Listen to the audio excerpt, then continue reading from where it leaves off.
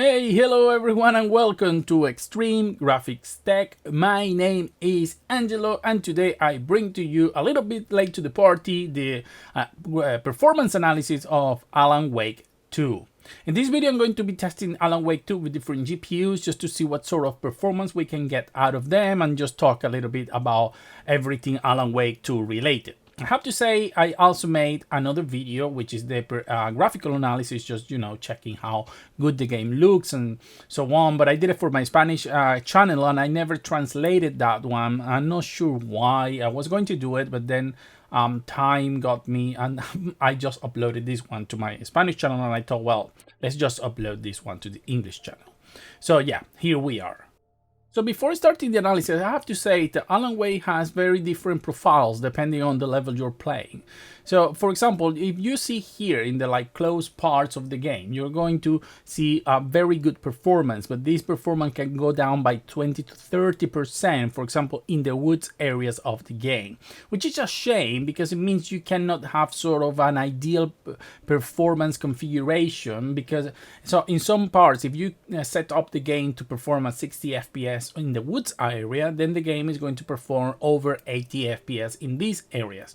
And what that means is that you will have to lower the graphics as much as possible in order to play the game at 60 during the woods part, and then you are going to have extra performance in these areas, which I would prefer that normally some developers do is that they set like a sort, for example, if the game requires 100% of RTX 2060 on the woods area, then they are going to make that requirement, or they're going to game graphically demanding even in closed part, so to keep sort of a steady profile, because otherwise you are losing performance or losing quality depending on what part of the game you are and what configuration you have. Normally I'll say that if they put something like dynamic resolution scaling, that's a good thing because then you don't need to change anything because the resolution is going to adjust automatically and depending on where you are. But this is not the case with this game, so take this with a grain of salt, okay, because I'm now testing every part of this game. So here you have been seeing the game running on my main PC, which is an RTX 4090, with DLSS quality, 4K max out, everything path trace. It looks amazing and beautiful, and it's running at over 60 FPS. But as I mentioned before, if I want those 60 FPS while in the wood area, I will have to go to DLSS balance or performance depending where I am, and this is something that really bothers me because of the dynamic resolution not being present. However, if I use like frame generation, then that wouldn't be a problem because I will get over 120 FPS or close to 100 FPS and in this area, and I'm going to get around 80 FPS in the woods area, so that shouldn't be a big deal, but I prefer to avoid frame generation when I can. So in this video, I'm going to start with like the most powerful GPUs I have, and then I'm going down there. And this is the AMD RX 6800, and this is running at 1440p FSR quality with RT high, so everything high, and the game is doing around 30 FPS, which is very good considering no console has ray trace of any type in the game. So this shows that the 6800 is capable of much more than any console. But I think we all knew that, but sometimes people compare consoles to very powerful GPUs for some reason. Another thing I have to say or mention here is the fact that every single resolution basically has a form of either DLSS or FSR, because even if you try to play native, what the game is going to do is use the native DLAA or the FSR, native performance, native solution. The problem with that is that this actually uses more GPU than if it was running at actual native resolution. So that's a problem because it forces you. So I prefer in this case to go to FSR quality or DLSS quality instead of using the native one, because at the end of the day I'm going to keep a very good image quality and better performance. So I'm never going to use native, at least not in my case with this game, and maybe not now. Maybe when the 5090 comes out, we will be able to do that. Anyway, as you can see here, the 6800 is doing very good as long as you don't have any problem with 30 FPS, which some channels like Hardware Unbox seems to have issues with, because apparently playing at 30 FPS is very, very bad and it makes you sick, and the 30 FPS comes and kill your family. That's what I been hearing. I don't understand this thing, you know. I think people should able to enjoy a game with graphical quality, whatever frame rate they deem playable. Saying that something is not playable is, I really detest that, because some people, you know, they unfortunately can and they still want to play, so you make them feel bad when you say like 30 FPS is not playable, because they are feeling like they are left behind. So from my point of view, 30 FPS is more than playable for like this sort of games. Yes, there are other some sort of games that probably don't deserve, are not playable like FPS, but this one is. Now, trying to get to 60 FPS in this game, here you can see all we have to do was remove the ray tracing, and the games get very good performance. Here we're over 60 FPS, or around 80, which means that if we go to other more demanding areas, we're still going to have that little cushion there that will allow us to get to like around 60 FPS, no issues. And I have to say, this, from my point of view, this is a game that looks even great, even at low, you know. So many people were, you know, screaming when the people at Remedy showed the requirements, and I think they went extremely high because of those. You're going to see why, because they are not real, and even if they were, you have to wait and check what is that the games propose graphically to see if they are, you know, justified. And from my point of view, this game completely justifies the requirements, because honestly the light in this game is just insane. It looks very, very good, and this game clearly uses some sort of software ray tracing when it's not on real ray tracing software or path trace option, because the light keeps working very, very good. Of course, it's not as good as path trace or ray tracing in this case, but as you can see, you can enjoy this game at 60 FPS with the RX. Now, going a little bit lower with the RX 6600 XT, and remember this GPU is kind of on the ballpark of the PlayStation 5. And we can see here that I can get to 60 FPS at 1440p low with FSR quality, while the PlayStation 5 runs a sort of medium, I will say, according to Digital Foundry. It also uses a lower FSR, so you can do that. You can go to like a medium quality and go into FSR balance, and you're going to still have around 60 FPS. And I honestly think that the PlayStation 5, I don't remember wrong, is even lower on the FSR. I think it's performance mode, so you can do that. But honestly, I prefer to play low with better resolution, because I think FSR when you go too low is very, very bad. So I don't like that. So another thing you have to take into consideration is that I couldn't find any real resolution that where ray tracing was possible with this GPU. What we could with the RX 6800, not with this one. Only we went to like 1080p with ultra performance FSR just for 30 FPS, and it looks so bad because it didn't reconstruct very good.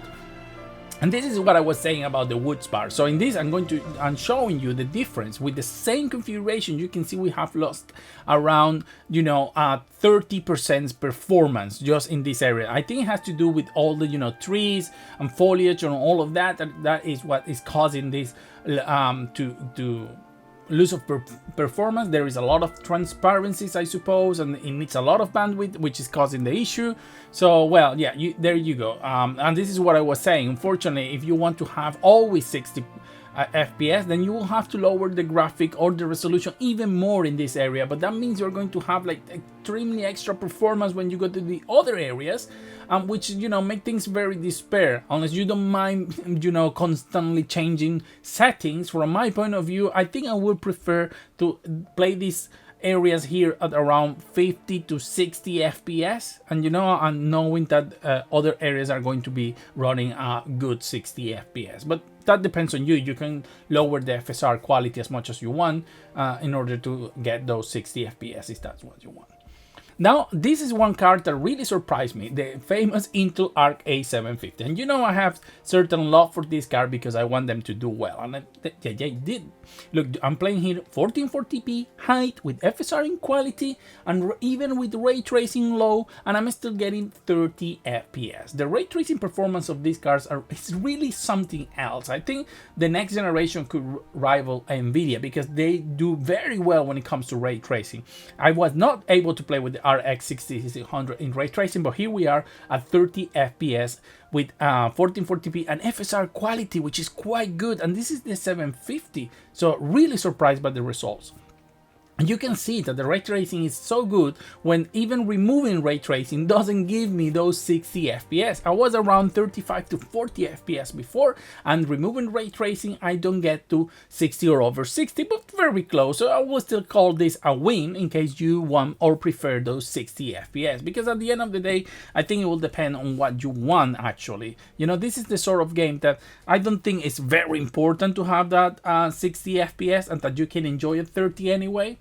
So I prefer the visual spectacle more than the actual performance. I am a lucky person that I'm able to afford a 4090, so I don't have to, decide that. But I have played tons of games, even with the 4090 or the 4070 Ti at 30 FPS. And I'm talking games like Jedi Survivor or the Callisto Protocol, because I prefer to have all those beautiful reflections and ray trace things instead of just performance. So for me, depending on the game, I will have no problems taking that.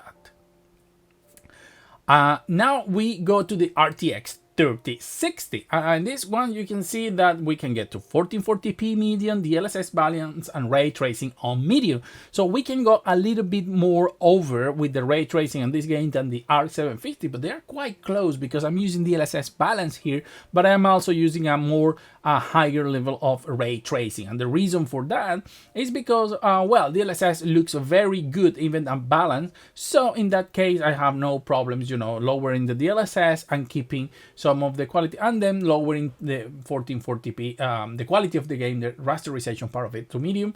And I think I have got a good balance of quality. And remember, no console does ray tracing, not even in the quality mode 30 FPS. They're always limited to rasterization completely. Of course, there is some sort of software ray tracing going on in there, but I mean, the hardware ray tracing part, path trace part, that makes the game look a lot more beautiful.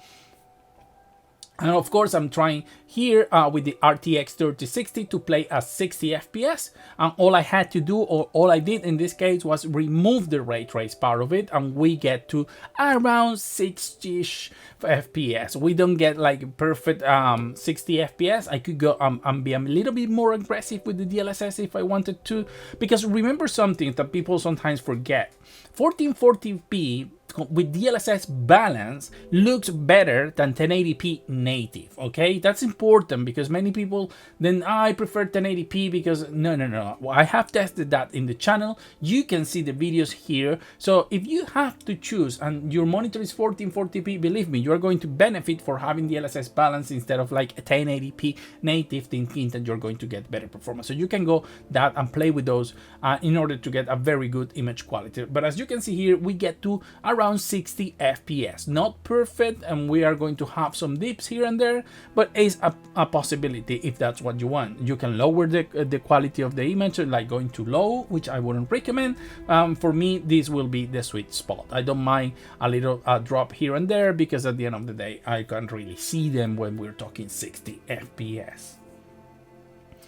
And of course, I had to try one of my most beloved cards, because this was the lowest RTX card that came out at the time, and I always said this card was going to age better. Many people at the time preferred to buy the RX 5700 XT from AMD, and that's okay, but they were saying that those cards always get better with time. Well, I would say that's not the case here, because while we can play this Alan Wake 2 with an RTX 2060 6GB, you can really do the same with an RX 5700 XT, and we are talking here about 60 FPS. Yes, we are using 1080p low, and we have to use DLSS quality because we cannot remove DLSS, but we're having very good performance, guys. This is really good thanks to the mesh shader that the RTX 2000 series support and the RX 5000 series didn't support at the time. So I will say that's a very good win for if anyone asks me how this card has aged much better than RDNA 1 at the time, at least in this title, but going in the future. But I didn't want to leave things there, and I went a little extra step. And now I'm not only playing the game on an RTX 2060, I'm playing the game with an RTX 2060 and ray tracing. Even though it's low, and is a 1080p low and ray tracing low, we're still getting 30 FPS, guys. No console will give you that, and no RDNA 1 card, and even a 6600 XT won't give you very good quality ray tracing even at this level. And here we are with our RTX 2066 gigabytes. And this is why I kind of hate when people, oh, 30 FPS is unplayable. I think any person with a 2060 being able to play this game at this level of quality will be very happy, because I think, if you want that extra spectacle, you want to enjoy the ray tracing and have that little extra brightness, that little extra light in there, why not? Even if you're playing at 30 FPS, or even if you want to maybe play at 40 FPS but putting the DLSS instead in balance, for example, I think the image is still very good because DLSS does a very good job at reconstructing. So this sort of games, you can pay more because that's all you have. That's fine. You don't have to feel bad. You can enjoy this game at 30 FPS, ray tracing and everything, no problem whatsoever. While people with more expensive GPUs wouldn't be able to even play this with any sort of ray tracing at all. As I said, even the RX 5700 XT run these games very badly. So in your case, you can enjoy this game, and this is something I love, is to see how much you can extract out of this, let's call it budget GPUs. They are not, it was not cheap when it came out, but at this point I would call it a low end, mid to low end GPU, and that's okay, because the fact is that you can still play Alan Wake 2 with ray tracing better than any console on the market and enjoy and have a great time. So guys, if you have a 2060 and you don't mind 30 FPS, just put those ray tracing on because it's beautiful, and don't let anyone tell you different, okay? So I hope you like this video. I know it's a little bit different than the ones I normally do on the channel, but I don't know, I wanted to talk a little bit about this game because I really think it's an amazing title. If you like this video, please click the subscribe button and the like button because they help me a lot, and I'm really keen to get to those 1,000 subscribers, and we have to do some celebration the moment we do there. We are quite close but still not there, so please just hit the subscribe button and help me get there. It's completely free to you and you are helping me a lot. Thank you, and see you on the next video.